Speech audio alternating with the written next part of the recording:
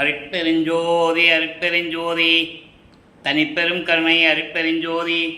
எல்லா உயிர்களும் இன்புற்று வாழ்க, வள்ளல் மலரடி வாழ்க வாழ்க, கொல்லா விரதம் குவளை எல்லாம் ஓங்குக, நல்லோர் நினைத்த நலம் பெறுக, நன்றி நினைத்த எல்லோரும் வாழ்க இசைந்து.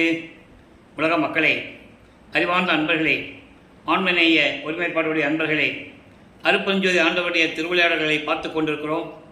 அருட்பெருஞ்சோதி ஆண்டவருடைய திருவிளையாடல் இந்த கலியுகத்தினுடைய கடைசி கட்டத்தில், அதாவது முடிவடையும் தருவாயில் 1823ஆம் ஆண்டு தொடங்கி 30/1/1874 இரவு 12 மணி வரையிலும் அருட்பெருஞ்சோதி ஆண்டவருடைய திருவிளையாடல் தொடர்ந்து நடைபெற்று கொண்டிருந்தது. காரணம், ஏற்கனவே தோன்றிய இந்த 4 யுகங்களும், கிரேத யுகம், திரேத யுகம், துவார யுகம், கலியுகம், இந்த 4 யுகங்களும் சரி, இந்த 4 யுகங்களிலே தோன்றிய சமயங்கள், மதங்கள், மார்க்கங்களும் எல்லாமே அழிந்து விட்டன. ஒவ்வொரு யுகத்திலும் தோன்றிய சமயங்களும் மார்க்கங்களும் அடுத்த யுகம் பிறக்கும்போது அது அழிஞ்சிரும், அது மறைஞ்சிரும். இப்படி 4 யுகங்களிலும் தோன்றிய சமயங்களும் மதங்களும் மார்க்கங்களும் முடிவடைந்த நிலையில் உலக மக்களுக்கென்று ஒரு ஆன்மீக மார்க்கம் வேண்டும் என்பதற்காக அருட்பெருஞ்சோதி ஆண்டவர் சுத்த சன்மார்க்கத்தை உருவாக்கி அதை தன் மகன் கையில் குடைத்து இந்த பிரபஞ்சத்தில் இயக்குவதற்காக தனது மகனை, தனது அருளால் பெற்றெடுத்த ஒரு ஆண்மகனை, செல்வப்பிள்ளை என்று பெயரிட்டு வளர்த்து கொண்டிருந்த தனது மகனை இந்த பூலோகத்திற்கு ஒரு தாயின் வழியாக வருவிக்க செய்தார் அருட்பெருஞ்சோதி ஆண்டவர். அந்த திருவிளையாடல்களெல்லாம் நாம் பார்த்து கொண்டிருக்கிறோம். வல்லப்பமானவர்கள் வருவிக்க உற்று 8 ஆண்டுகள் வரையிலும், அதாவது 51 ஆண்டுகள் திருவிளையாடல் நடக்கிறது. ஒவ்வொரு 8 ஆண்டுகளிலும் எப்படியெல்லாம் அருளை பெற்றார் தந்தையிடமிருந்து, அருட்பெருஞ்சோதி ஆண்டவர் எப்படியெல்லாம் அருள் செய்தார் என்ற திருவிளையாடல்களை தான் நாம் பார்த்து கொண்டிருக்கிறோம். ஒரு தாயின் வழியாக கருவற்று வரும்போது சிதம்பரம் அருகிலே மருதூர் என்ற ஒரு கிராமம், அங்கே ராமையா பிள்ளை சின்னையம்மையார் அவர்களுடைய இல்லற வாழ்க்கையில் ஒரு மகனாக வருவிக்க உற்றார். வருவிக்க உற்றார் என்பது இறைவனுடைய அருளால் வருவிக்க உற்றவர். ஒரு தாயின் கருவறையில் இருக்கும்போது இறைவனுடைய திருவிளையாடல் எப்படியெல்லாம் நடந்தது என்பதையெல்லாம் பார்த்தோம். அதன் பிறகு சிதம்பரத்திலே தன் மகனுக்கு சிவரகசியத்தை காட்டியதை பார்த்தோம். அதன் பிறகு 8 ஆண்டுகள் வரையிலும் தன் மகனுக்கு எந்த விதமான அருளையும் கொடுக்காமல் இருந்ததையெல்லாம் பார்த்து விட்டோம். 2வது ஏட்டில் தொடங்கும் போது 9வது ஆண்டு தொடக்கத்தில் இறைவன் அவர் முன் தோன்றி, மகனே, நீ என்னால் வருவிக்க உற்றவன், காரண காரியங்கள் எல்லாம் முன்பருவும் பின்பருவும் காட்டி உனக்கு அருள் செய்வேன் என்று கூறி, ஞானத்தை மட்டும் பெற்றுக்கொள் என்று சொல்லி ஞானத்தை கொடுத்துவிட்டு மறைந்து விடுகிறார். அதன் பிறகு நமது பிள்ளை பெருமானவர்கள் 9வது ஆண்டில் ஞானத்தை பெற்ற பிறகு இறைவனிடம் முறையீடு செய்கிறார். இறைவனால் வருவிக்கொற்ற மகன் என்ற நிலையில் தெரிந்தும் கூட வெளியே யாருக்கையும் சொல்லவும் முடியாது, நான் இறைவனுடைய மகன் சொல்லவும் முடியாது, சொல்லவும் கூடாது. அப்போ அந்த நிலையில் இருக்கும்போது சிவபெருமானிடம் எப்படியெல்லாம் முறையீடு செய்தார் என்பதை 1ஆம் திருமுறை திருவருள் முறையீடு என்ற பதிகத்திலிருந்து 232 பாடலுடைய விளக்கங்களை நாம் பார்த்து விட்டோம். சமயங்களும் மதங்களும் மார்க்கங்களும் சூழ்ந்திருந்த காலகட்டங்களில் நமது பிள்ளை பெருமானவர்கள் வருவிக்க உற்றதனால், இவர் சைவ குலத்திலிருந்து வருவிக்க உற்றதனால் சைவ சமயங்களுடைய நெறிகளை பின்பற்றி கொண்டிருக்கிறார். இப்போ அவருக்கு அருட்பெருஞ்சோதி ஆண்டவர் யாருன்னு தெரியாது, சுத்த சன்மார்க்கம் என்னென்னு அவருக்கு தெரியாது, இறைவனுடைய மகன் மட்டும் அவருக்கு தெரியும். இந்த நிலையில் இருக்கும்போது சைவ சமயத்தினுடைய அடையாளமாகிய திருநீர் பூசிக்கொள்ளுவது, சைவ சமயத்தில் இருக்கிறவங்களாம் சைவமெல்லாம் திருநீர் பூசிக்குவாங்க, வைஷ்ணவ சமயத்தை சேர்ந்தவங்க நாமம் போட்டுக்குவாங்க. ஆக சைவ சமயத்தினுடைய அடையாளமாகிய திருநீர் பூசிக்கொண்டும் உத்திராட்ச மாலை போட்டுக்கொண்டும் இவர் சிவபெருமானை வழிபட்டு கொண்டிருக்கிறார். நமச்சிவாயா, சிவாய நம, ஓம் சிவாயா, சிவசிவா என்று மந்திரங்களை சொல்லி வழிபட்டு கொண்டிருக்கிறார். சரியை வழிபாடு, கிரியை வழிபாடு, யோக நிலை வழிபாடு, சமயங்களையும் மார்க்கங்களையும் சார்ந்த இந்த வழிபாடுகளை நமது பிள்ளை பெருமானவர்கள் வழிபட்டு கொண்டிருக்கிறார்கள். காரணம், அவருடைய தந்தை அருட்பெருஞ்சோதி ஆண்டவர் தன் மகனை சரியை கிரியை யோகம் என்ற 12 நிலையில் இருந்து கடத்தி கொண்டு வர வேண்டும். தனது மகன் யாரிடமும், அதாவது எந்த ஆசிரியரிடமும் கல்வி பயிலக்கூடாது, உலகியல் படிப்பு, இந்த சந்தை படிப்பெல்லாம் தன் மகனுக்கு ஏற்றதல்ல, தன் மகன் யாரையும் குருவாக ஏற்றுக்கொள்ளக்கூடாது என்ற நிலையில் தனது மகனை வழிநடத்திக் கொண்டிருக்கிறார் அருட்பெருஞ்சோதி ஆண்டவர். ஆக இந்த நிலையில் அவர் சிவபெருமானை சமயங்களில் இருந்த வழிபாடுகளை எல்லாம் பின்பற்றி கொண்டு சரிய கிரிய யோகம் என்ற 12 நிலைகளில் இருந்து கொண்டு இறைவனை வழிபட்டு கொண்டிருக்கிறார். இப்போ திருவருள் முறையீடு சிவபெருமானை போற்றி போற்றி பாடியும் சிவபெருமானிடமிருந்து எந்த அருளையும் பெற முடியவில்லை. அதன் பிறகு தந்தையிடமிருந்து எந்த அருளை பெற முடியவில்லை என்ற நிலையில் ஒருவேளை அம்மையை பற்றி பாடினால், வடிவுடையம்மனை பற்றி பாடினால் அருளை பெற்றுவிடலாமோ என்று சொல்லி வடிவுடையம்மனை பற்றி பாடுகிறார். தந்தையிடமிருந்து எது வாங்க முடியல. இப்போ உலகியல்ல அதான் நடக்கும். ஒரு குடும்பத்தில் அப்பா கிட்டேருந்து ஏதாவது வாங்க முடியல, ஏதாவது ஒரு காரியத்தை சாதிக்க முடியலன்னா அம்மா கிட்ட போய் நிற்பாங்க பிள்ளைங்க. அதே போல் அம்மையை பற்றி பாடினால் ஒருவேளை அருளை பெற்று விடலாமா என்று கருதி அம்மையை பற்றி பாடுகிறார். வடிவுடையம்மனை பற்றி வடிவுடை மாணிக்க மாலை உருவாகிறது. 100 பாடல்கள். ஒவ்வொரு பாடலிலும் ஒவ்வொரு விதமாக நமக்கு பாடியதையெல்லாம் நாம் பார்த்து கொண்டிருக்கிறோம். அப்போது வடிவுடையம்மனை பற்றி பாடும்போது கூறுகிறார், மானந்தம் மானந்தம் ஆர் வயல் காளி கவுனியர் காளி கவுனியர் மாமணி குன்று ஆனந்தம் இன்னமது ஊற்றும் திருமுலை ஆரணங்கே கானந்தம் ஓங்கும் எழில் ஒற்றியார் உளம் கழித்து இயலும் வானம் தருமிடை மானே வடிவுடை மாணிக்கமே. இது பாடல். இந்த பாடலிய பொருள் பாருங்க. அதாவது அவருடைய இயக்கத்தை அம்மையிடம் சொல்லுகிறார். ஞான சம்பந்தனுக்கு மட்டும் 3.5 வயதிலே அருளோடு முளைப்பால் அளித்து அவனுக்கு மட்டும் ஞானத்தை கொடுத்து தந்தையும் மகனும், அதாவது சிவபெருமானையும் பார்வதியும் சொல்றாரு, காட்சி கொடுத்து அவனை மேலேற்றி கொண்டு வந்தீர்கள். அந்த நிலையை இந்த பாடலிலே கூறுகிறார். அதாவது நானும் உன் மகன் தானே அப்படின்ற நிலையை வைத்து வடிவுடையம்மனை பற்றி வடிவுடையம்மனிடம் முறையீடு செய்கிறார். அழகான வயல்கள் சிறந்து சிறப்போடு விளங்கக்கூடிய சீர்காழி, அதான் காளின்னு சொல்றார். சீர்காழி கவுனியர் என்பது அங்கே பிறந்த சம்பந்தன். சீர்காழியிலே அழகோடும் சிறப்போடும் விளங்கி கொண்டிருக்கின்ற வயல்கள் சூழ்ந்த சீர்காழியிலே பிறந்த சம்பந்தன் என்ற ஒரு சிறுவனுக்கு ஆனந்தம் பொங்க அருள் முளைப்பால் கொடுத்த ஆரணங்கே என்னன்னா பெண் தெய்வமே, அழகேன்னு பொருள் இருக்கு. அழகான தெய்வமே, இப்படியெல்லாம் நீ ஞான சம்பந்தனுக்கு அருள்பால் கொடுத்தாய். அம்மையே, செல்வ செழிப்போடு விளங்கும் திருவொற்றியூரிலே இருக்கும் இறைவனின் உள்ளம் மகிழ வைக்கவும் மின்னல் போன்று வானிலிருந்து வந்து சிவபெருமானோடு இணங்கிக் கொண்டிருக்கின்ற நானே, வடிவுடை அம்மையே, என் தெய்வமே, வடிவுடை மாணிக்கமே, எனக்கு மட்டும் நீ ஏன் அருளவில்லை? சம்பந்தனுக்கு அருள் செய்தாய், எனக்கு ஏன் அருள் செய்யவில்லை? நானும் உனது மகன் தானே, விரைவில் வந்து எனக்கு அருள வேண்டும் என்று சொல்லி வடிவுடையம்மனை பற்றி பாடுகிறார். வடிவுடையம்மனிடம் முறையீடு செய்கிறார். ஆக இந்த நிலை தொடர்ந்து கொண்டு இருக்கிறது. வருவிக்கவுற்று 9வது ஆண்டிலிருந்து 12 ஆண்டுகள் வரைக்கும் நமது குழந்தை இறைவன் பிள்ளை பெருமான் அவர்களுக்கு இந்த நிலை தொடர்ந்து கொண்டிருக்கிறது. 13வது ஆண்டு ஞானத்தை பெற்றுக் கொண்டார் அல்லவா இறைவனிடம். 13வது ஆண்டு வருவிக்கவுற்ற 13வது ஆண்டு என்பது வல்லப்பெருமானுடைய, நான் ஏற்கனவே கூறியிருக்கிறேன், வல்லப்பெருமானுக்கு வயது இல்லை. வருவிக்கவுற்ற ஆண்டிலிருந்து என்று சொல்ல வேண்டும். 13 வயசுல அப்படின்னு சொல்லக்கூடாது. அவருக்கு பிறப்பு இறப்பு இல்லாதவர், மரணமில்லா பெருவாழ்வில் இருந்து கொண்டு இந்த பிரபஞ்சத்திலே ஒவ்வொரு யுகத்திலேயும் இருந்தவர். அந்த விளக்கங்களையெல்லாம் நாம் ஏற்கனவே பார்த்து விட்டோம்.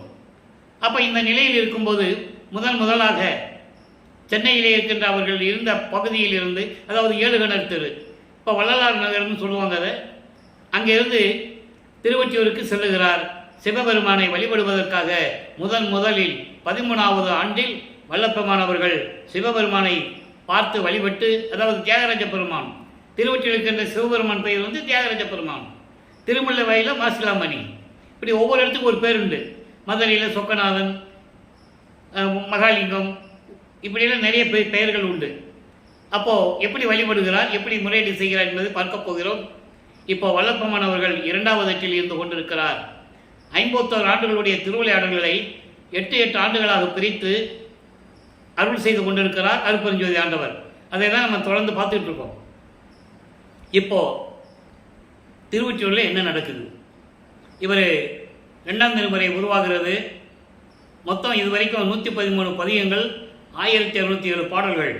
இது வரைக்கும் 27 பதிகங்களை பார்த்துருக்கணும். 27 பதிகங்களுடைய ஒரு சுருக்கம். இவர் காலையில் எந்திரிச்சு ஏழுகணர் பகுதியிலிருந்து திருவொற்றியூருக்கு போக வேண்டியது. அங்கே உட்கார்ந்துக்கிட்டு தெருமுனையில் நின்றுட்டு இறைவனை பற்றி பாட வேண்டியது, முறையீடு செய்ய வேண்டியது. எந்த விதமான பிரயோஜனம் இல்லை. இறைவன் வந்து அருள் கொடுக்குற மாதிரி தெரியல. அதனால் அவர் மனம் ஏங்குகிறது. ஒருவேளை திருமுல்லை வாயிலுக்கு சென்றால் அங்கே இறைவன் பெயர் மாசிலாமணி, ஏதாவது அருளை பெறலாம்னு சொல்லி அங்கே போகிறார்.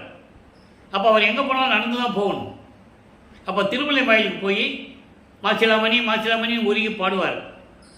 நீ என்னை இந்த பூலோகத்துக்கு வருவிக்க செய்துவிட்டு உன்னை பார்க்க வந்தால் ஏன் என்று கூட பேசுவதில்லை, ஊமையாக நின்று கொண்டிருக்கிறாய் என்றெல்லாம் கேட்பார். அந்த விளக்கங்களை எல்லாம் பார்த்து விட்டோம். அதன் பிறகு அங்கேயும் எந்த விதமான பலனும் கிடைக்காததால் திருவள்ளித்தாயத்துக்கு போவார். திருவள்ளித்தாயம்னு ஒரு இடம் இருக்குது, அங்கே போவார். அங்கேயும் மனம் உருகி உருகி பாடி எந்த விதமான பலனும் இல்லை. அங்கே தான் சொல்லுவார், கந்த துணியை கட்டிகிட்டு இருக்க, யாரை ஏமாத்துறதுன்னு தெரியல, எனக்கு ஒரு கந்த துணியை கொடு, நானும் கட்டிக்கிட்டு நிற்கிறேன், வரவங்க போகிறவங்களாம் சொல்லட்டும், அப்பனும் பிள்ளையும் கந்த துணி கட்டிகிட்டு இருக்காங்க அப்படின்னு சொல்லட்டும். பெற்ற பிள்ளையை தெருவில் விட்டு விட்டான் என்று இந்த உலகம் உன்னை இகழும், பழி பேசும்.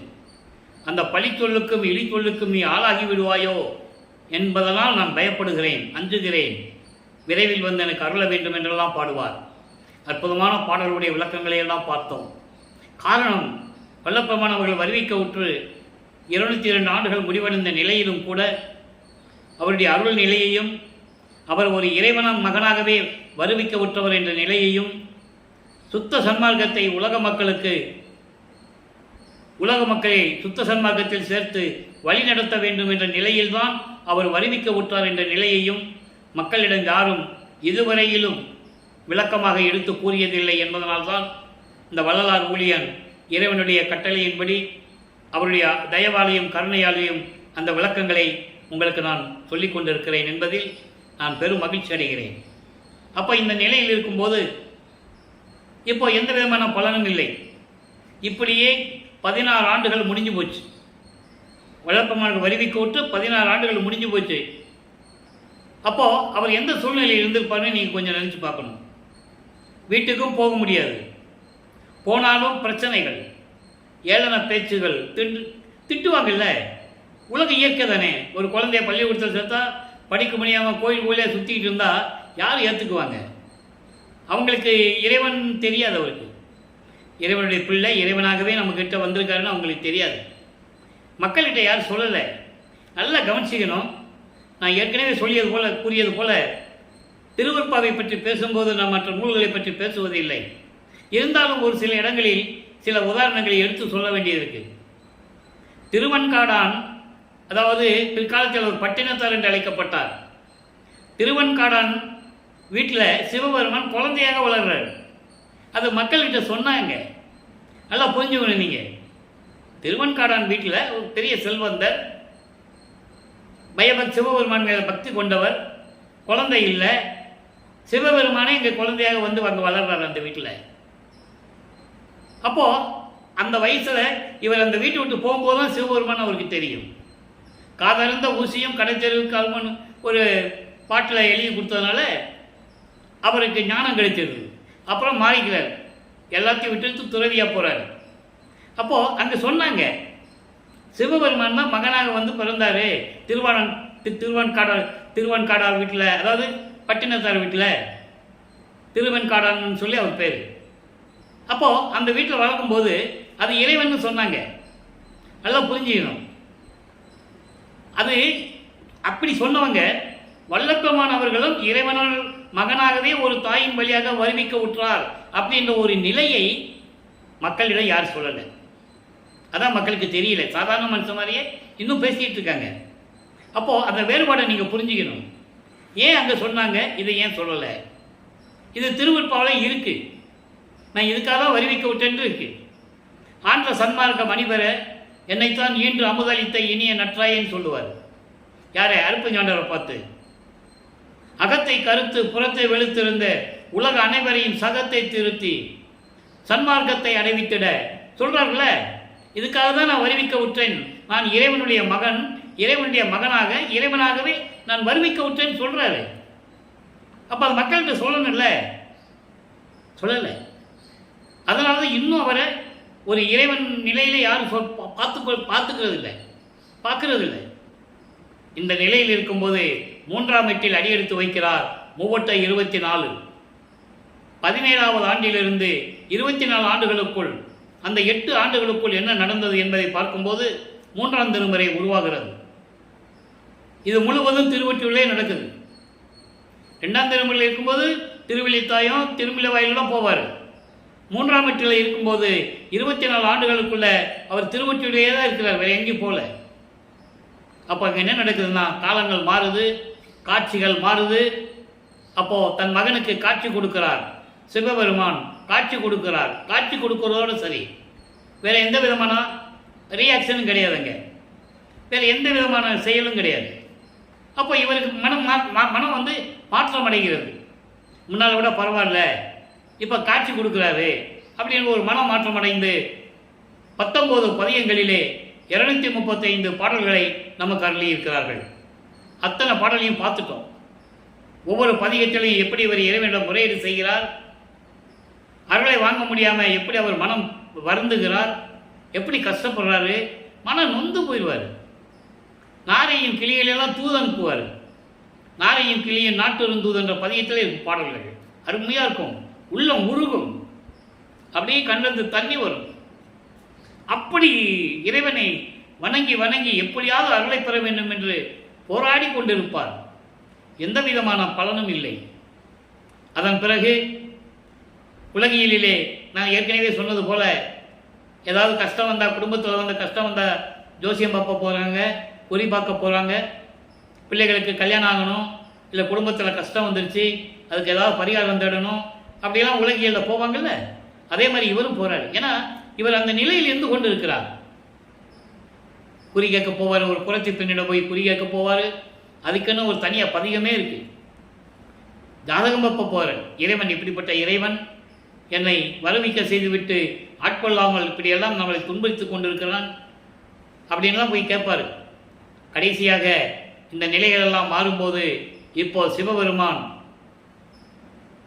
திருவொற்றியூரிலே திருவழியாக ஓடுவதும் இவரும் பின்னாலேயே ஓடுவதும், ஓட்டத்தை பிடிக்க முடியாது சொல்லுவார்.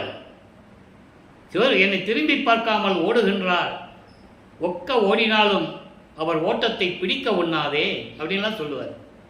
அப்போ அங்கே இருக்கிறவங்க பார்ப்பாங்கல்ல, என்னப்பா ராமலிங்கம் நீ வாட்டுக்கு ரோட்டில் ஓடிக்கிட்டு இருக்க அப்படின்னு கேட்பாங்க. இதெல்லாம் பாடலுடைய விளக்கம், கதை இல்லை, கற்பனை இல்லை. அப்போ இவருக்கு பதில் சொல்லுவார். கேட்குறாங்கல்ல, பதில் சொல்லணும்ல.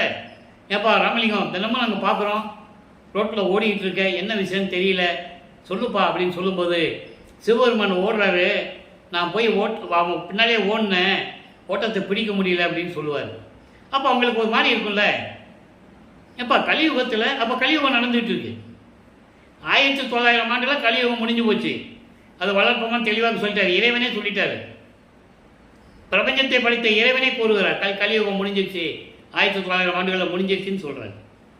அப்போ அந்த கலியுகம் நடக்கும்போது அந்த நிகழ்ச்சிகள்லாம் நடக்குது. அதான் சொன்னேன், கலியுகத்தினுடைய கடைசி கட்டத்தின் திருவிளையாடல், கடைசி திருவிளையாடல். இனிமேல் திருவிளையாடலே கிடையாது இந்த பிரபஞ்சத்தில், முடிஞ்சு போச்சு எல்லா திருவிளையாடலும்.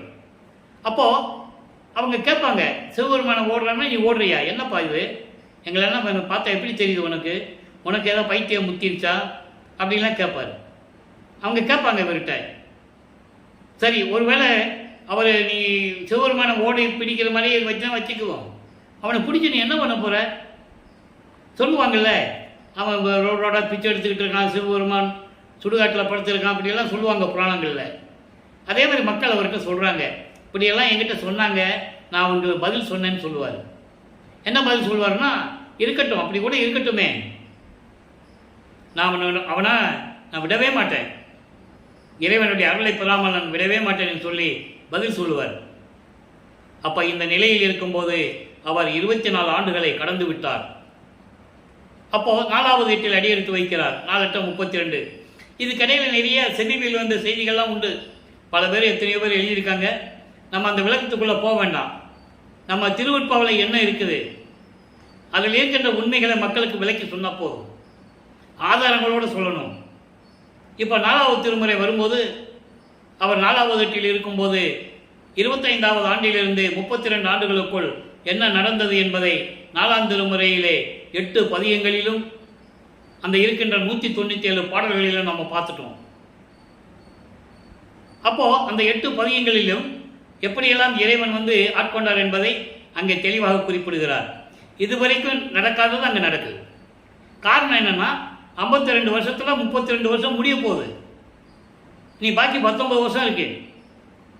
அதனால இறைவன் எப்படி அருளை கொடுத்தார் என்பதை இவர் என்ன பண்ணுவார், இனிமேல் நம்ம எங்கேயும் போகக்கூடாது, திருவொற்றியூருக்கு சரி திருவள்ளித்தாயும் எங்கேயும் இறைவனை தேடி போகக்கூடாது, அவர் வந்தால் வரட்டும்னு சொல்லி கதவை பூட்டி தாப்பா போட்டுறார்.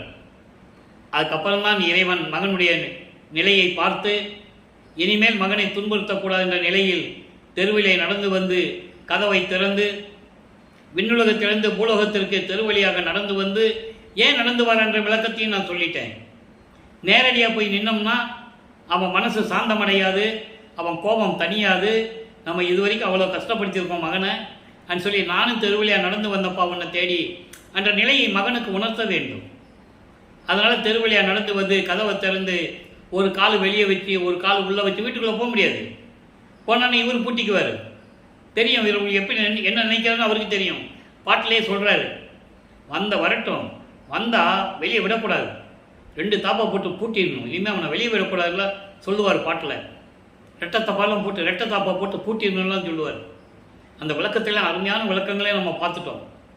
இப்போது இந்த நிலையில் வரும்போது எல்லா அருளையும் பெற்றுக்கொள்ளுகிறார். ஏமசித்தி சாகா கல்வியும் சுத்த சன்மார்க்கம் அங்கே போய் வாங்கணும். அருப்பெருஞ்சோதியும் திருஅருள் செங்கலாட்சியும் இறைவன் இவரோட கலந்துக்கிறது ஒன்றாகிறதும் சித்தி வளாகத்தில் போகணும். அப்போ இது கடையில் இருக்கிற எல்லா தத்துவங்களை எப்படி கடக்கணும், அந்தங்களை எப்படி கடக்கணும். அந்தங்கள் என்பது சமயங்களையும் மதங்களையும் மார்க்கங்களையும் சார்ந்தது.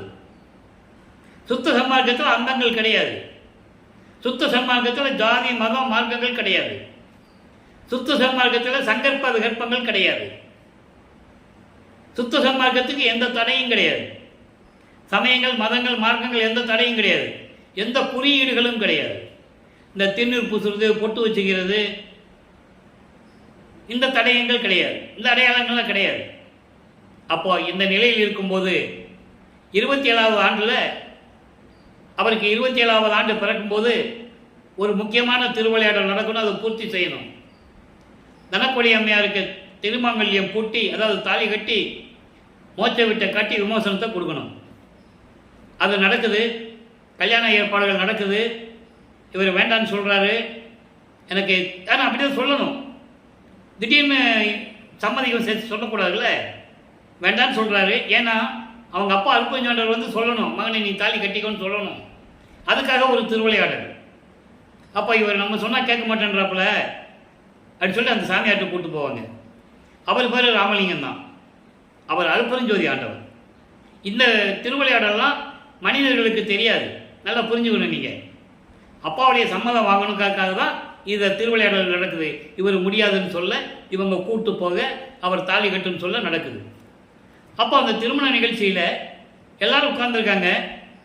விண்ணுலகத்திலிருந்து பிரம்மன், திருமால், ருத்திரன், மகேஸ்வரன், சதாசிவம், இந்த பத தலைவர்கள், இந்திரன், ரிஷிகள், முனிவர்கள், சத்தர்கள், சக்திகள், சித்தர்கள் எல்லாம் அங்கே இருந்திருக்காங்க. வாழ்த்துவதற்கு, மணமக்களை வாழ்த்துவதற்கு எல்லாம் வந்திருக்காங்க. பாட்டில் சொல்கிறார். ஆனால் தேடி பார்க்குறாரு, அம்மாவும் அப்பாவும் வரல. அருப்பஞ்சாண்டவரும் சிவகாமி வள்ளி வரவில்லை என்று அவர் மனம் எப்படி துன்பப்பட்டது என்பதை பாடலிலே கூறிய விளக்கங்களை எல்லாம் பார்த்து விட்டோம். அதன் பிறகு மணமக்களை ஆசீர்வாதம் பண்ணுறதுக்காக 2 குதிரை மாட்டின தேரில் மணமக்களை ஆசீர்வாதம் செய்ததெல்லாம் பாட்டில் இருக்குது. சூட்சமமான விளக்கங்கள் நிறைய இருக்குது. அதை நான் ஏற்கனவே விளக்கங்களாக சொல்லிட்டேன்.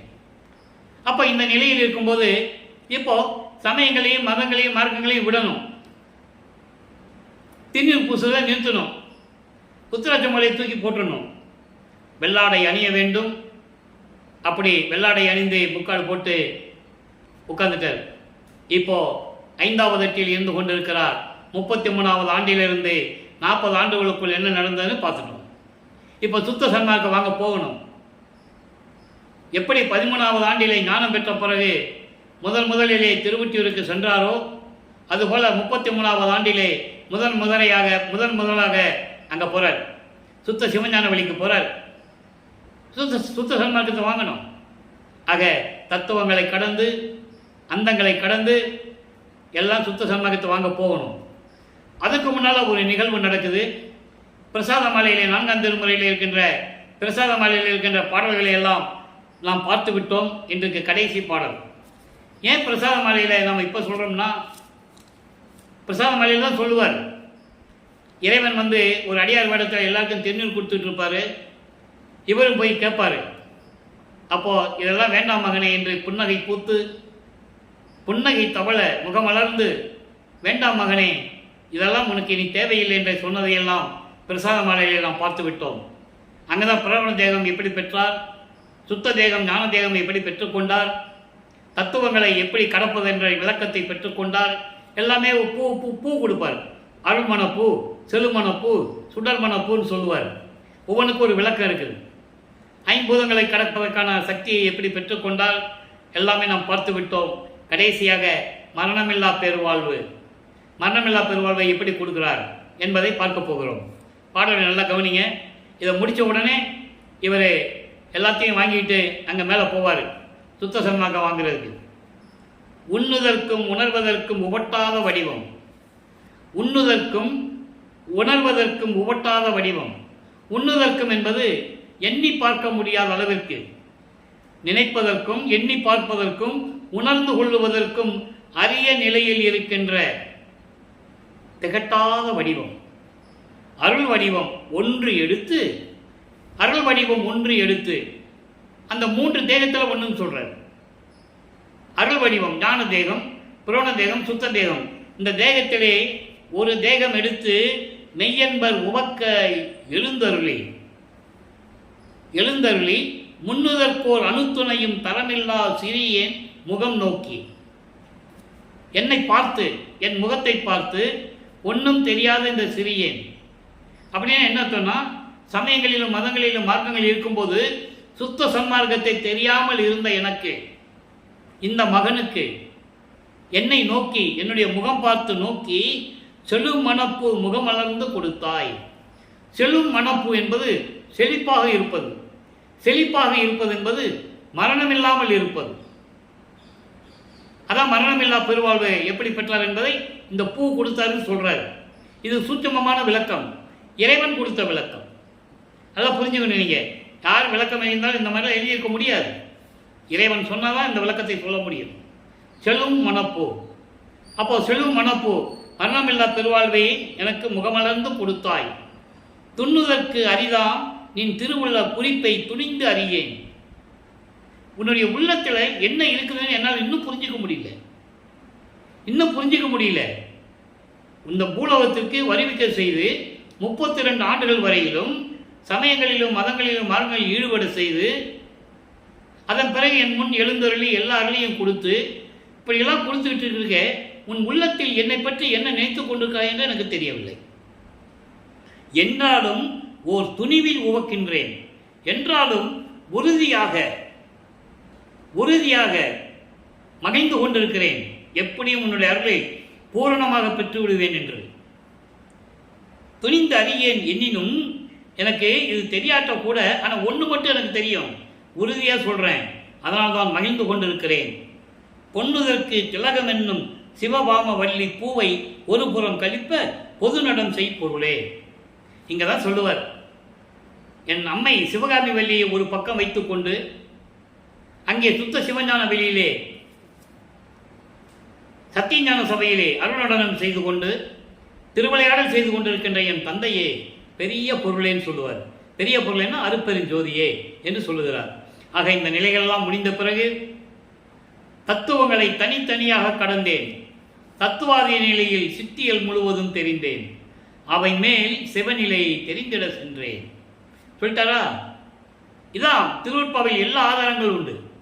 ஆனால் உலகில் இருக்கிறவங்க, இங்கே இருக்கிறவங்க வளர்ப்பமான பற்றி சொல்லும்போது, அவர் கல்யாணம் பண்ணிட்டு மனைவியை விட்டுட்டு எங்கேயோ போயிட்டாருப்பா, பாவம் அந்த பொண்ணு குடும்பம் நடத்தாமல் பொண்டாட்டியை விட்டுட்டு போயிட்டாரு, அவர் போனானா எங்கே போனாலும் யாருக்கு தெரியும்?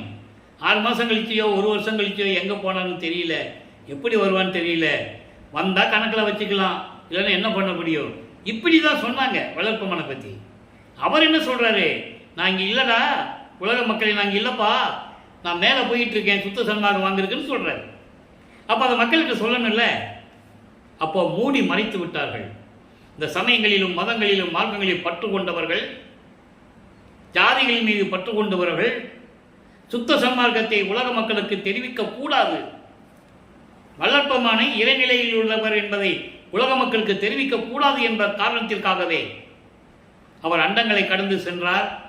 சுத்த சன்மார்க்கத்தை அங்கதான் வாங்கினார்னு சொல்லணும்ல, சொல்லலை. ஆனால் இவர் சொல்றாரு, ஏன்னா என்றைக்காவது ஒரு நாள் திருவருட்பாவை படித்து விளக்கம் கடிச்சு யாராவது ஒரு ஊழியன் சொல்லுவான் என்று சொல்லிதான் எனக்கு அந்த அறிவை கொடுத்திருக்கிறார் இறைவன் என்பதை சொல்லிக் கொள்வதில் பெரும் மகிழ்ச்சி அடைகிறேன். அப்போ அங்கே பறந்து போறாரு. போகும்போது வழியில் நெருங்கி போயிட்டாரு, சத்தியஞான சபைக்கு நெருங்கி போயிட்டாரு, சுத்த சிவஞான வழிக்கு. அங்கே போயிட்டு பார்த்தா அப்போதானே முதல்ல போறாரு, ஒரே கூட்டமாக இருக்குதுங்க. முதல்ல தேவர்கள் நிற்கிறாங்க, அதுக்கப்புறம் பிரம்மன் திருமால் இவங்கெல்லாம் நிற்கிறாங்க, இந்திரன் நிற்கிறாப்புல, சத்தர்கள் சக்திகள் ரிஷிகள் முனிவர்கள் எல்லாம் நிற்கிறாங்க. சத்தியஞான சபை படிக்க கீழே தான் நிற்கணும், உள்ளே போக முடியாது அவங்க. அப்போ இவர் போகணுன்னு, என்ன ஒரே கூட்டமாக இருக்கிறீங்க, உள்ளே போகலையான்னு கேட்குறாரு. பாட்டில் இருக்கு. அவங்க சொல்கிறாங்க, சூட்சமாக சொல்கிறாங்க, சாமி நீங்கள் போங்க சாமின்னு சைகை காட்டுறாங்க. அப்படின்னு என்ன அர்த்தம்? உங்களுக்கு தான் தகுதி இருக்கு, நீங்கள் தான் போக முடியும் அப்படின்னு கை காட்டுறாங்க. இவர் தான் உள்ளே போகிறார். அங்கே மகனை வரவேற்பதற்கு அருட்பெருஞ்சாண்டவர் தயாராக நிலையில் இருக்கும் கொண்டு இருக்கிறார். சொல்கிறார், மகனை வருக வருக அப்படின்னு சொல்லி மகிழ்ந்து மகனை கட்டி தழுவி அணைத்து கொஞ்சி குழாவி, மகனை இந்த ஆடைகளை எல்லாம் கலைந்து விட்டு முக்காட்டோட தானே போகிறாரு.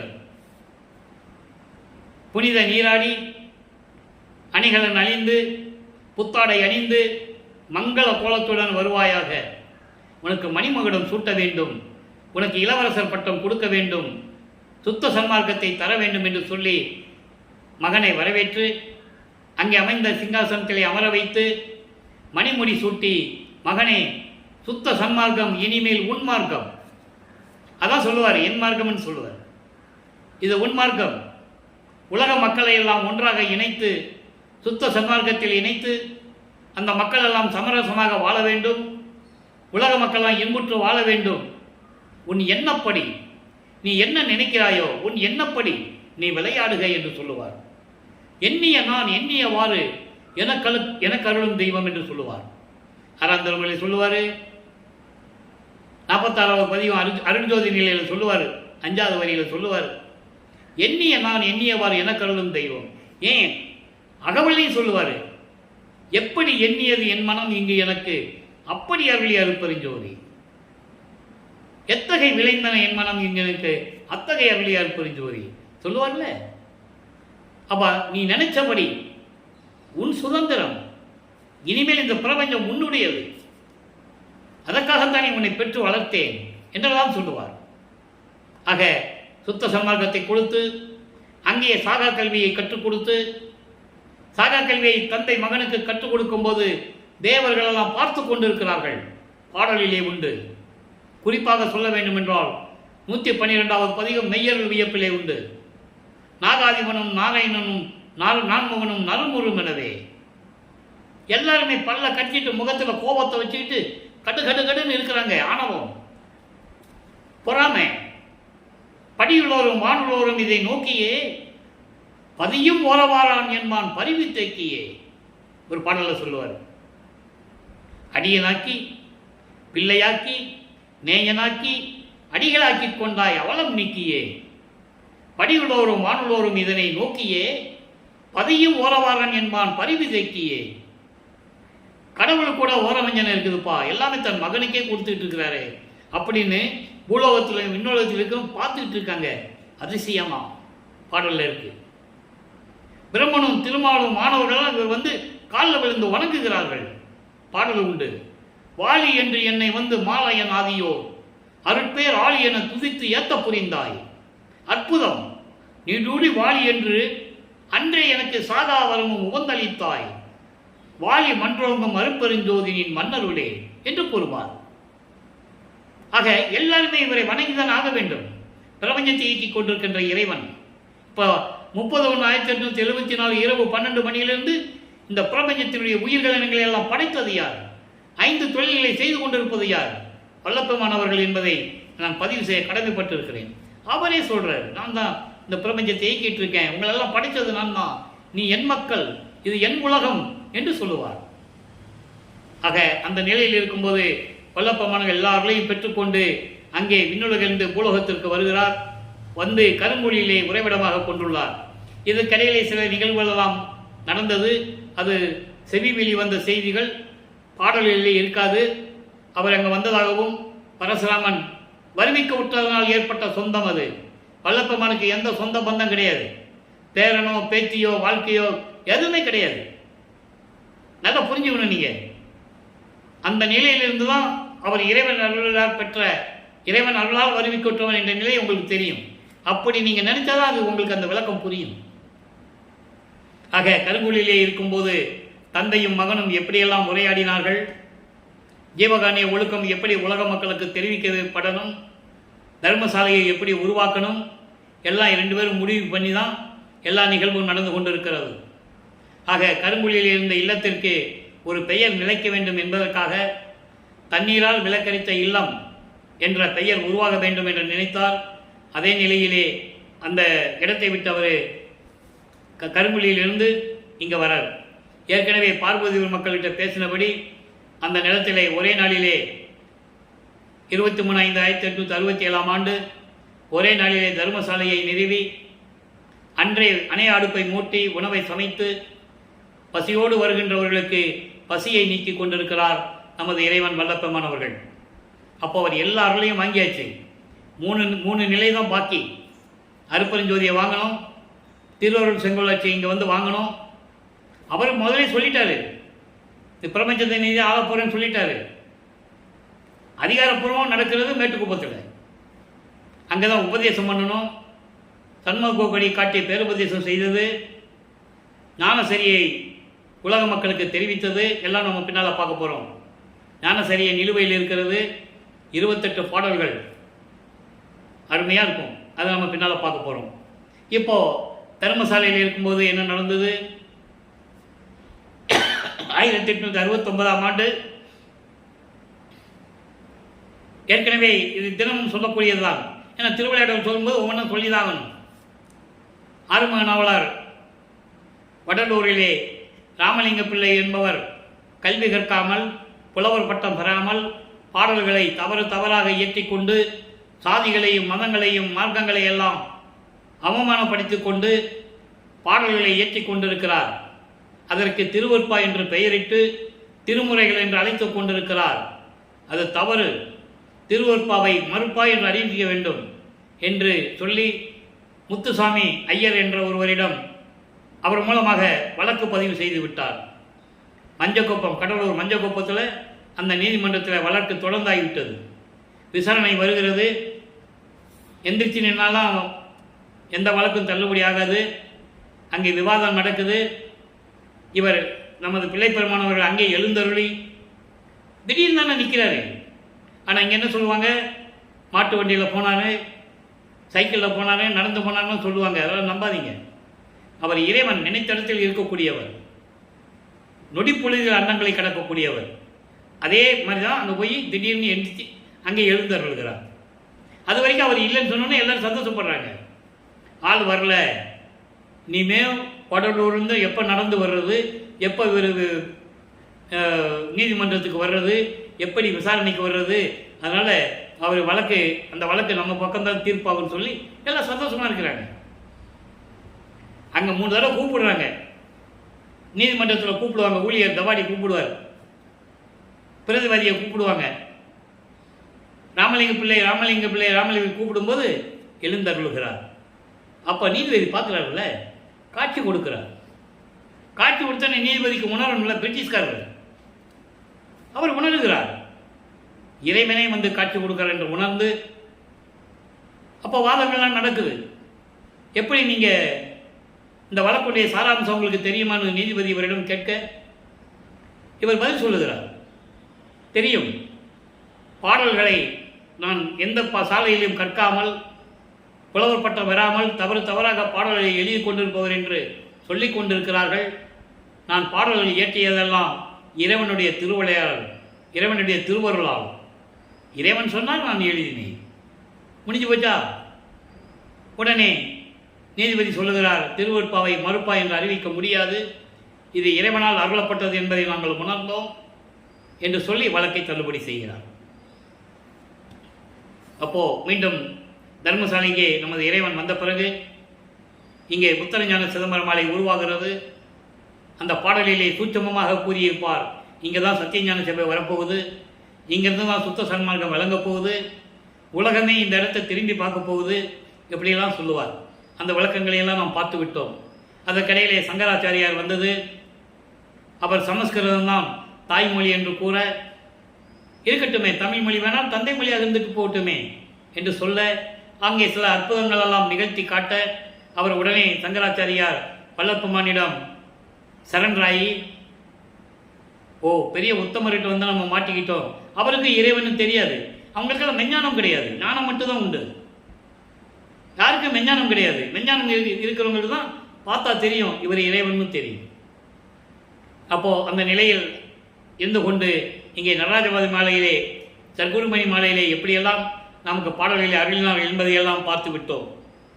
இப்போது அம்பலவாணர் வருகையிலே பார்த்துவிட்டு அனுபவ மாலையிலே எப்படியெல்லாம் தன் பெற்ற அனுபவத்தை, இறைவனிடம் பெற்ற அனுபவத்தை எப்படியெல்லாம் கூறுகிறார் என்பதை பார்க்க போகிறோம். அம்பலவாணர் வருகை நல்ல கவனிங்க.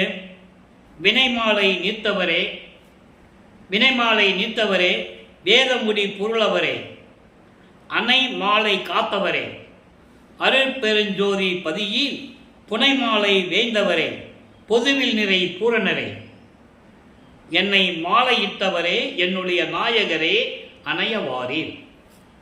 அதாவது அடிக்கடி சொல்லுவார், பாட்டில் நிறைய பாடல்கள் சொல்லுவார், நான் பிள்ளை எங்கே இருக்கேன், நீ விண்ணுலகத்திலிருந்து என்ன பண்ணிட்டு இருக்க வான்னு கூப்பிடுவார். ஒவ்வொரு பாடலையும் அந்த விளக்கங்கள் உண்டு. இப்போ இந்த பாடல் என்ன சொல்கிறாருன்னா, வினை மாலை நீத்தவரே. வினை மாலை என்பது ஏற்கனவே நீ என்னை உலகத்திற்கு, இந்த பூலோகத்திற்கு வருவிக்க செய்து வினைகளால் சூழப்பட்டு சமயங்களிலும் மதங்களிலும் மார்க்கங்களிலும் நீ ஈடுபட செய்து அந்த நிலைகளில் ஏற்பட்ட அந்த வினைகள் இருக்கிறதே எல்லாவற்றையும் நீத்தவரே, எல்லாவற்றையும் எனக்கு நீக்கியவரே என்று சொல்கிறார். இந்த வினைகளை 3 விதமாக சொல்லுவார். சங்கீதம், பிராரத்தம், அகாமியம். இப்படி இந்த எல்லா யுகங்களிலுமே எனக்கு ஏற்பட்ட அந்த வினைகள், பிரச்சனைகள், சங்கீதம் என்பது பல யுகங்களிலே நடந்தது, பிராரத்தம் என்பது சென்ற யுகத்திலே, அகாமியம் என்பது இப்போ. அப்போ எல்லா வினைகளையும் நீக்கிய இறைவனே, அருட்பெருஞ்சோதியே, வேதமுடி பொருளவரே. வேதங்களுடைய விளக்கங்களுக்கு மேல் ரிக்வேதம், யசுர்வேதம், சாமவேதம், அதர்வன வேதம், இந்த 4 வேதங்களுடைய விளக்கங்கள் இருக்கிறது அல்லவா, அந்த விளக்கங்களின் முடிவுகளுக்கு மேலாக இருக்கின்ற இறைவனே. ஏன்னா வேதங்கள் சைவ சமயத்தை பற்றி கூறுவதல்ல. ரிக்வேதம் இந்திரனை பற்றி கூறுவது, யசுர்வேதம் உருவ வழிபாடுகளை பற்றி சொல்லுவது, அதாவது கிரியை என்று சொல்வார்கள். மந்திரம் சொல்லி அந்த உருவத்துக்கு மந்திரம் சொல்லி வழிபாடு செய்வது, வேள்வி வளர்த்து வழிபாடு செய்வது. யசுர்வேதம் நாக தேவதைகளை பற்றி சொல்லுவது, அதர்வன வேதம் பிரம்மனை பற்றி சொல்லுவது. ஆக இந்த விளக்கங்களுக்கெல்லாம் முடிவான விளக்கமாக இருக்கின்ற இறைவன் அருட்பெருஞ்சோதி ஆண்டவர். அன்னை மாலை காத்தவரே. அன்னை என்பது அன்னப்பறவையை வாகனமாக கொண்ட பிரம்மன். ஏனென்றால் முடியை பார்ப்பதற்கு அவன் அன்னப்பறவை உருவமாக மாறுகிறான். இவங்க இறைவனுடைய அடிய முடியை பார்க்க முடியல. அது நம்ம நிறைய விளக்கங்களை பார்த்துட்டோம். 4 வருஷமா நம்ம யூடியூப்பில் சொல்லிகிட்டு இருக்கோம். இங்கே சொன்ன இந்த வரி வந்ததுனால சொல்ல வேண்டியிருக்கு. இறைவனுடைய அடிய முடிய பார்ப்பதற்கு இந்த பிரம்மனும் திருமாலும் தங்களுக்குள் யார் பெரியவன் என்பதை பார்த்து விடலாம் என்ற ஒரு ஆணவத்தினால் ஒரு பாட்டில் சொல்லுவார், என் தந்தையிடம் பிரம்மனும் திருமாலும் பணிவாக வந்து என் தந்தையை வணங்கி அடிய முடியும் பார்க்க வேண்டும் என்று கேட்டிருந்தால் காட்டியிருப்பார். ஆனால் ஆணவத்தினால் அவர்கள் உருமாறினார்கள் என்று சொல்லுவார். பூத்திடும் அவனும் காத்திடும் அவனும் புல் விலங்கு உருக்கோடு நேடியும் ஏத்திடும் முடியும் கூத்திடும் அடியும் இன்னும் காண்கிலர் சொல்லுவார். பூத்திடும் அவனையால் பிரம்மன், காத்திடுமவன் திருமால். இந்த ரெண்டு பேருமே இறைவனுடைய முடியை பார்ப்பதற்காக உருமாறுகிறார்கள். புல் விலங்கு, புல் என்பது அன்னப்பறவை, அதான் இங்கே சொல்றார், அணைன்னு சொல்றார். அன்னப்பறவையை வாகனமாக கொண்ட பிரமன். விலங்கு என்பது பன்றி, பன்றி உருவம் எடுத்த வராக அவதாரம், அதுக்கென்றே ஒரு அவதாரம் எடுத்தவன் அவன். அப்போ இரண்டு பேருமே இறைவனுடைய ஏத்திடும் முடியும் கூத்திடும் அடியும் பார்க்கல. எனது தந்தையின் திருவிளையாடல் செய்து கொண்டிருக்கின்ற அருள் நடனம் செய்து கொண்டிருக்கின்ற திருவடியையும் ஒப்பற்ற ஒரு முடியையும் யாருமே பார்க்கவில்லை, இன்னும் பார்க்கவில்லை என்று சொல்லுவார். நிறைய பாடல்களில் சொல்லுவார், நெடுமால் பன்றி என நெடுநாள் நேடியும் கண்டறியாத பூம்பாதங்கள் என்று சொல்லுவார். கண்ணன் கண்டறியாத கலற்பாதங்கள் என்று சொல்லுவார். நிறைய இடங்கள்ல உண்டு. நான்முகத்தோனும் திரு நெடுமாலும் மெஞ்ஞானம் என்னும் ஆன்முகப்பன் கண்டு காணாமல் தம் உருமாறியும். அவங்களுக்கு மெஞ்ஞானம் இல்லைன்னு சொல்றாரு. மெஞ்ஞானம் இருந்தால் இருந்த இடத்துலயே பார்த்துட்டு இருப்பாங்க. மெஞ்ஞானம் இல்லாததனால்தான் உருமாறி சொல்லுகிறார்கள் என்று சொல்லுவார். தேன்முக கொன்றை மொழியும் செந்தாமரை சேவடியும் ஊன்முக கண் கொண்டு காணாமல் தேடி நின்றனர், சற்றும் உணர்வில்லைன்னு சொல்லுவார். எப்படி பார்க்கணும் கூட அவங்களுக்கு அந்த உணர்வு தெரியலையா? அதை தான் இங்கே சொல்றாரு. இவ்வளவு விளக்கம் சொல்ல வேண்டி இருக்கிறது. அதனால தான் இந்த பாட்டுடைய விளக்கம் உங்களுக்கு நான் சொல்லிக் கொண்டிருக்கிறேன். அணை அணை மாலை காத்தவரே, பார்க்க முடியாதவர்களை அவங்களையும் நீ காப்பாற்றினாயே. எப்படி? பார்க்கடலை கடையும் போது அமுதம் வருகிறது, அந்த மத்து வச்சு கடைஞ்சாங்கள ஒரு பாம்பு, அவன் ஒரு அரக்கன். அரக்கன் தேவர்களை துன்புறுத்தி கொண்டிருக்கிறான். அப்போ அந்த பாம்பு விஷத்தை கக்குது அமுதத்தில். அப்போ சிவபெருமான் அன்றைக்கு சிவபெருமான் அதை உண்டு கழுத்திலே நீட்சி கொண்டவர் என்று சொல்லுகிறார். சிவபெருமான் யாரு? சமயங்களையும் மதங்களையும் மார்க்கம் சார்ந்து கொண்டிருந்த சமயத்தின் தலைவன். சுத்த சன்மார்க்கன் வரும்போது இதெல்லாம் அடிபட்டு போகுது. அதனால தான் சொல்றாரு, இப்படியெல்லாம் உண்டு காத்தவரே அருப்பெருஞ்சோதியரே சொல்லிட்டாரா? அருப்பெருஞ்சோதியரே. அப்புறம் அமுதம் உண்டது யாரு? சமயங்களும் மதங்களும் சிவபெருமான் என்று சொல்லினேன். ஏன்னா அதை சார்ந்தவர்கள், அவ்வளவுதான். பின்னால் அருப்பெருஞ்சோதி சொல்லிட்டாரு பாருங்க. அப்ப நான் அருப்பெருஞ்சோதி ஆண்டுடைய திருவிளையாடல் தான் நடந்தது என்பதை உலக மக்களுக்கு சொல்ல மறைத்து விட்டார்கள். அப்படியே மறைச்சிட்டாங்க. அருப்பெருஞ்சோதியாண்டவர் பேரே வராது. அது உலகத்துக்கு சொல்றதுதான் தன் மகனை வருவிக்க செய்தார் அருப்பெருஞ்சோதி ஆண்டவர் என்பதை நீங்கள் புரிந்து கொள்ள வேண்டும். அருப்பெருஞ்சோதி ஆண்டவர் யார் சொன்னது? யாருமே சொல்லலையே. எல்லாருமே சிவபெருமான் சொன்னாங்க. ஏன்னா அந்த காலகட்டத்தில் அப்படியே சொல்லி சொல்லி அருப்பெருஞ்சோதி ஆண்டவரை மறைத்து விட்டார்கள். ஏனால் ஆதியும் அந்தமில்லா தோன்றிய இறைவன் சுயமாக தோன்றிய அருப்பெருஞ்சோதி ஆண்டவர் என்பதை சொல்ல மறந்து விட்டார்கள், மறைத்து விட்டார்கள். அதான் உண்மை. அப்போ இந்த நிலையில் இருக்கும்போது சொல்றாரு பாருங்க, புனை மாலை வேய்ந்தவரே, புனை மாலை வேய்ந்தவரே பொதுவில் நிறை பூரணரே. அருள் மாலை எல்லா அருளையும் கொண்டு அருள் வல்லமும் கொண்டு நேர்ந்து கொண்டிருக்கின்ற இறைவன், பரிபூரணமாக விளங்கி கொண்டிருக்கின்ற இறைவன். அப்படிப்பட்ட இறைவன் என்னை மாலையிட்டாரே. என்னை மாலையிட்டாரே என்பது என்னை ஆட்கொண்டாரே. கருவிலே உபசாரத்தால் பெற்ற தந்தை என்பான் ஒருவனுடைய விந்து பையிலிருந்து, அதாவது சுக்கில பையிலிருந்து அங்கே இருக்கின்ற காலத்திலேயும் சரி, அந்த துர்நாற்றத்திலேதான் என்னை காப்பாற்றினாய் என்று கூறுவார். அந்த விந்து வெளிப்படுகின்ற காலத்தில் உபசாரத்தால் பெற்ற தாய் என்பால் ஒருத்தியின் சுரோணத்திரளில் இருந்து, அதாவது கருப்பையில் போய் சேரும் வரைக்கும் என்னை எப்படி காப்பாற்றினாய் என்று சொல்லுவார். அதன் பிறகு அந்த தாயின் கருவறையிலே போய் அடைந்த பிறகு அந்த கருவறையிலே நடந்த திருவிளையாடல்களை கூறுவார். அதன் பிறகு 9வது ஆண்டிலே ஆட்கொண்டதை சொல்லுவார். அதற்கு முன்னாலேயே 5 மாத குழந்தையிலேயே சிதம்பரத்திலே சிதம்பர ரகசியம் காட்டியதை கூறுவார். அதன் பிறகு 9வது ஆண்டிலே தெருவிலே விளையாடி கொண்டிருந்த சிறுவயது பருவத்திலே என்று கூறுவார்.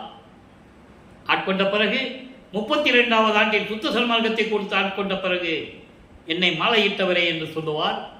இப்படி நிகழ்ச்சிகள் இருக்கிறது. அதான் ஒட்டுமொத்தமாக சொல்றாரு, என்னை மாலையிட்டவரே, என்னை ஆட்கொண்டவரே, என்னுடைய நாயகரே, அணையவாரி, வா சீக்கிரமா பூலோகத்துக்கு வா, போதும் நம்ம 2 பேரும் விண்ணுலகத்தில் இருந்தது, இங்கே இருக்கலாம்னு சொல்றாரு. அப்போதான் அவர் சொல்லுவார், சரி ஒரு இடத்த பாரு, நம்ம அங்கே போய் இருந்துக்கலாம்னு சொல்லுவார். அவர் பாட்டில் இருக்கு, அந்த பாட்டு விளக்கத்தால் சொல்லியிருக்கேன். ஒத்த இடத்தில் இருக்கணும், அந்த ஒத்த இடத்த பாருன்னு கேட்பாரு. இவர் சொல்லுவார், நான் மட்டும் பார்க்கணுமா, நீ என் கூட வான்னு சொல்லுவார். அப்போ அந்த அந்த இடம் தான் மேட்டுக்குப்பம். அது நம்ம பின்னால் விளக்கமாக பார்க்க போகிறோம். இப்போ அனுபவ மாலையிலே கடைசியாக ஒரு விளக்கம், 147வது பதிகம் 35வது பாடல். அனுபவ மாலை என்பது ஏற்கனவே நான் கூறியது போல இந்த பூலோகத்திற்கு வருவிக்க உற்று சமயங்களிலும் மதங்களிலும் மார்க்கங்களிலும் இருந்து, அதாவது இறைவன் இருக்க செய்து, அதன் பிறகு இது வேண்டாம் மகனே என்று கூறி சுத்த சன்மார்க்கத்தை கொடுத்த பிறகு இவர் அருப்பெருஞ்சோதி ஆண்டவர் என்ற நிலையிலே எப்படியெல்லாம் அருளை பெற்றுக் கொண்டார் என்பதை கூறுவது அனுபவங்கள். அவருடைய அனுபவங்களை மாலையாக தொடுத்து பாடல்களாக தொடுத்து நமக்கு அருளியிருக்கிறார்கள்.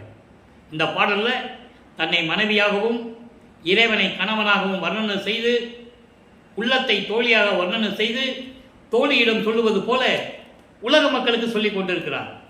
அதை நீங்கள் புரிஞ்சுக்கணும். ஏன்னா நான் ஏற்கனவே சொன்னது போல காதல் என்று வரும்போது அங்கே ஒரு ஆணும் பெண்ணும் இருக்க வேண்டும். அதற்காகத்தான் இப்படி வர்ணனை செய்து இந்த பாடலை நமக்கு அருளியிருக்கிறார்கள். நல்ல கவனிங்க. அருளாளர் பொற்பொதுவில் ஆனந்த நடம் செய்யும் ஆனந்த வண்ணர். அருளாளர் எல்லா அருளையும் வல்லமைகளையும் கொண்ட இறைவன், அவர் தான் அருளாளர். இங்க தெரியாம அருளாளருக்கு என்ன விளக்கம் தெரியாம எல்லாரையும் அருளாளர்னு சொல்லிட்டு இருக்காங்க. அதே மாதிரி எல்லாரையுமே அடியார்னு சொல்லிட்டு இருக்காங்க. எல்லாத்துக்குமே விளக்கம் தெளிவாக சொல்லியிருக்கார் வளர்ப்பமான். அருளாளர் என்பது இறைவன், இறைநிலையில் இருக்கின்றவன்.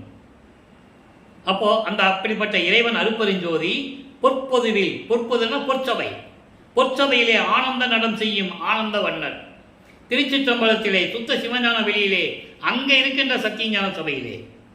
இன்னும் இவரே வளர்ப்பமானவர்கள் இங்கே போகணுமா, தர்மசாலையில் இருக்கார் வடலூர்ல.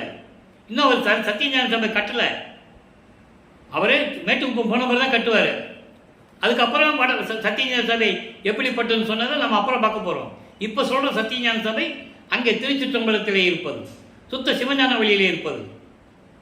என்னை ஆளுடையார், என்னை வருவிக்க விட்டு, மகனாக வருவிக்க விட்டு இந்த பூலோகத்திற்கு மீண்டும் என்னை ஆட்கொண்டவர். அவர் ஏற்கனவே இறைவனுடைய பிள்ளை.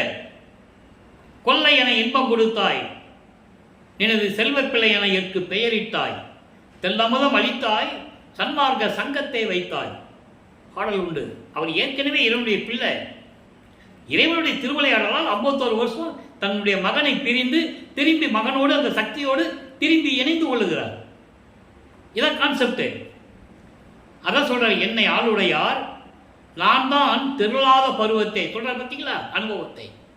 நான் ஏற்கனவே சொன்னேன்ல, சமயங்களிலும் மதங்களிலும் மார்க்கங்களில் இருப்பது ஏற்பட்ட அனுபவங்கள், அதன் பிறகு சுத்த சன்மார்க்கத்தை பெற்ற பிறகு ஏற்பட்ட அனுபவங்கள் எல்லாம் ஒட்டு மொத்தமாக சேர்த்து மாலையாக தொடுத்து இருக்கிறார். அதாவது பாடல்கள் கொடுத்து நமக்கு அருளி இருக்கிறார். நான் தான் திருளாத பருவத்தே, நான் பக்குவமடையாத நிலையில் இருக்கும்போது 9வது ஆண்டில் ஆண்டாறு 3 ஆண்டில் ஆட்கொண்ட அருள்கடலே என்று கூறுவார். அப்ப இறைவன் தன்னை ஆட்கொண்டதை தெளிவாக சொல்லுகிறார். 9வது ஆண்டில் ஆட்கொண்டதை மக்கள்கிட்ட யார் சொன்னது? அதெல்லாம் யாரும் ஒன்றும் சொல்லலை. நீங்கள் வேணா நினைச்சு பாருங்க. அப்போ அந்த பருவத்தில், பக்குவம் இல்லாத பருவம், 9வது ஆண்டில் விளையாடக்கூடிய பருவம், தெருவிலே விளையாடக்கூடிய பருவத்திலே, அந்த பருவத்திலே திருட்டி மனம் புரிந்த திருவாளர். அப்போ அந்த நிலையில் இருக்கும்போது என்னை பக்குவப்படுத்தி என் முன் தோன்றி, மகனே நீ என்னால் வருவிக்க விட்டவன் என்று சொல்லி என்னை ஆட்கொண்ட இறைவன், மனம் புரிந்த திருவாளர். என்னை ஆட்கொண்ட இறைவன், அவர் பெருமை திறத்தை எவர் புகழ்வார்? யாருக்கு தெரியும் அவருடைய பெருமையை? எனக்கு மட்டும்தான் தெரியும். இந்த பிரபஞ்சத்தில் அருப்பொருஞ்சு ஆண்டார் ஒரு ஆண்டவர் இருந்தார் என்பதை எனக்கு மட்டும்தான் தெரியும். அதான் சொல்லுவார் அகவல்ல, மகன்கிட்ட சொல்லுவாரு, மகனே ஆதியும் அந்தமும் அறிந்தனை, ஆதியும் அந்தமும் அறிந்தனை, நீயே ஆதி, நீதான் முதல்ல தெரிஞ்சுக்கிட்டேன்னு சொல்ற. அல்ல புரிஞ்சுக்கணும், நீங்க ஆதியும் அந்தமும் அறிந்தனை நீ தெரிஞ்சுக்கிட்ட, அப்படி தெரிஞ்சுக்கிட்ட நீதான் முதல் ஆளு, நீயே ஆதி என்றார்களே அருட்பெருஞ்சோதி. அப்போ இந்த நிலையில் அவருடைய பெருந்திறத்தை யார் சொல்ல முடியும்? என்னால் தான் சொல்ல முடியும் என்று கூறுகிறார். மருளாத ஆகமங்கள் மாமறைகள் எல்லாம் மருண்டனவே. மருளாத அந்த, அதாவது இந்த பிரபஞ்சத்தில் உருவாக்கப்பட்ட மாமறைகள் 4 வேதங்கள், நான் ஏற்கனவே சொன்னேன்ல, ரிக் வேதம், யசுர் வேதம், சாம வேதம், அதர்வண வேதம். இந்த 4 வேதங்களும் சிவநெறி நூல்களாகிய வேதங்கள் சிவநெறி நூல்கள் அல்ல. வேதங்கள் சிவனை வழிபடுவதில்லை, அது நிலைகள் வேறு. அப்போ ஆகம நூல்கள், சிவநெறி நூல்கள் 28, இவைகள் எல்லாம் மருண்டனவேல், மிரண்டு போய் நிற்கிறாங்க, அதிசயமா பார்த்துட்டு இருக்காங்க என்றால் என்னடி நம் மனவாக்கில் அளவோ நம்ம சொல்ல முடியுமா? வேதங்களும் ஆகமங்களும் அப்படி மிரண்டு போய் இருக்குன, அதிசயமா பார்த்துட்டு இருக்குதுன்னா நம்ம எப்படி சொல்ல முடியாது? நம்ம மனசில் சொல்ல முடியுமா? அந்த அளவுக்கு அரிய நிலையில் இருக்கின்ற இறைவன். அடுத்து பாருங்க, இருளாமை என்று உருமோ அன்று சிறிது உரைப்பாம், என்னவும் நான் ஈர்ப்பது இதற்கு என் புரிவேன் தோழி. அதாவது பின்னால சொல்லிக்கலாம், அறியாமை இருள் என்று உருமோ, அறியாமை என்னைக்கு வருமோ அன்னைக்கு நம்ம இறைவனை பற்றி சொல்லிக்கலான்றதெல்லாம் இருக்கக்கூடாது, காலம் தாமதிக்கக்கூடாது, உடனே உலக மக்களுக்கு சொல்லணும். தோழி மனதிடம் சொல்லுவது போல உலக மக்களுக்கு சொல்றாரு, உலக மக்களே பின்னால பார்த்துக்கலாம், என்னைக்கு கஷ்டம் வருதோ துன்பம் வருதோ என்னைக்கு இருள் வருதோ அன்னைக்கு நம்ம பார்த்துக்கலாம், அப்படிலாம் இருக்கக்கூடாது. அப்படியெல்லாம் இருந்துட்டா அதுக்கு அதை விட வெக்கக்கேடு வேறு எது இல்லைன்ற. நான் ஈர்ப்பது இதற்கு என் புரிவேன் தோழி. அப்புறம் வெக்கப்பட்டு என்ன பிரயோஜனம்? நம்ம என்ன செய்ய முடியும்? இருள் வர்றதுக்கு முன்னால, இருள் என்ன? அறியாமை, துன்பங்கள், துயரங்கள், இது வர்றதுக்கு முன்னாலே நம்ம பாதுகாத்துக்கணும். அப்போ நம்ம சுத்த சன்மார்க்கத்தை சேர்ந்துடணும். சுத்த சன்மார்க்கன்றது அதனுடைய நெறிகளே வேற, சமயங்களையும் மதங்களையும் மார்க்கங்களையும் சார்ந்ததே கிடையாது. நீ அதை என்ன வேணா பண்ணிக்கலாம், சுத்த சன்மார்க்கத்தில் அப்படி இருக்க முடியாது, அதுக்கு நெறிமுறைகள் இருக்கு. புலால் சாப்பிடுவதை நிறுத்த வேண்டும். புலால் என்பது இறைச்சி, மாமிச வகைகள், அசைவ உணவுகள், அதெல்லாம் சாப்பிடக்கூடாது. ஏன்னா கொலையும் புலையும் தல்லாரை தழுவானை, அறந்திருமுறையில் கண்டேன் கழித்தன் பதியத்தில் சொல்றாரு, கொலையும் புலையும் தல்லாரை தழுவானை, கொல்லார் தம்மை விரந்தன்னை கொண்டார் தம்மை தல்லானை. நான் எந்த உயிரையும் கொல்ல மாட்டேன், மாமிசம் சாப்பிட மாட்டேன் அப்படின்னு சபதம் செஞ்சு இருக்கிறவனை, விரதம் இருக்கிறவனை இறைவன் தள்ளிவிட மாட்டாராம், அணைச்சிக்குவார். அதே நேரத்தில் கொலையும் புலையும் தல்லாரை தழுவானை, இறைவன் வரமாட்டார். இதுதான் சுத்த சன்மார்க்க நெறி, வேறு ஒன்றும் கிடையாது. இதை விடுறதுக்கு மக்கள் கஷ்டப்படுறாங்க, உணரணும்.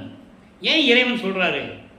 ஏன் இந்த கலி யுகத்தில் முடிஞ்ச பிறகு இந்த ஒளி யுகத்தில் சுத்த சன்மார்க்கம் ஏன் வந்துச்சு? எதுக்கு வளர்ப்பமான இந்த பூலோகத்திற்கு வருவிக்க விட்டார்? எல்லாம் சொல்லணும். மீதி தலைப்புகள்லாம் பேசுறது வேற, அது அப்புறம் பேசிக்கலாம். வள்ளலார் சாப்பாடு போட சொன்னார், ஜீவகாரி ஒழுக்கம் சொன்னார், ஆன்மா பற்றி சொன்னார், தேகத்தை பாதுகாத்து சொன்னார், அதெல்லாம் நம்ம பேசிக்கலாம், தவறில்லை.